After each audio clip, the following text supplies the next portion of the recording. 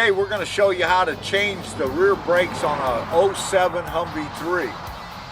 As you can tell, we've already removed the back tire. We've already blocked the axle up for safety so that the vehicle can't move. And now we're going to show you how to replace the brakes. It's not hard at all, it's very easy. First things you want to do is relieve the pressure on the cylinders, which most people don't realize that you can just use a screwdriver, pry the pads off of the cylinder, off of the rotor, and the cylinders will drop pressure for you so that you can pull the brakes out.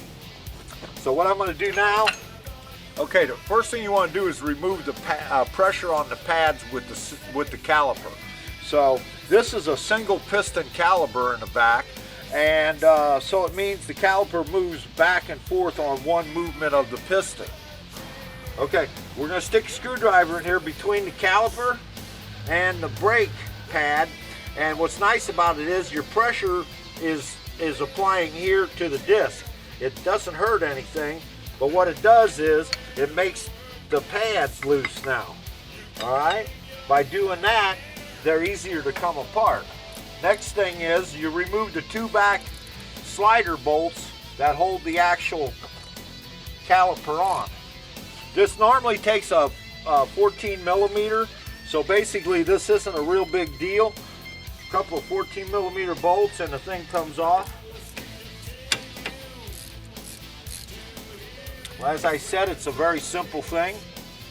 Once you relieve the bolts, pull your caliper out, set it on the spring. This is a vibration plate, it's not a big deal. Now, you go ahead and take that plate off. There's little clips in here you have to pay attention to so you don't lose them or bend them up. And your pad comes right out like this. As you can tell, there's vibration wax in here.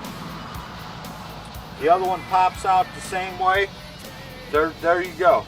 Now in order to put this in, remember the inside pad carries this brake gauge. And that brake gauge rubs the rotor when the pad gets too small. So right now we're going to go ahead and put these brake pads in.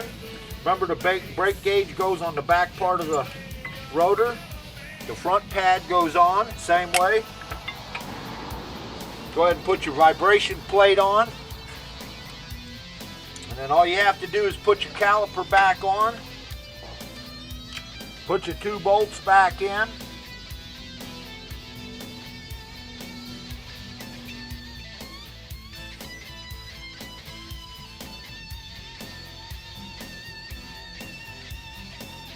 And now that we have this all back together, you might grab a torque wrench, check your bolt tightness, go to manufacturer specs, and you're on it. That's how you replace the brake. And remember, before you drive this vehicle, pump your brakes up, make sure you have a solid pedal, and then you should be fine. Bleeding the brakes should not be necessary. So have a good day. Hope everything works out. Thank you.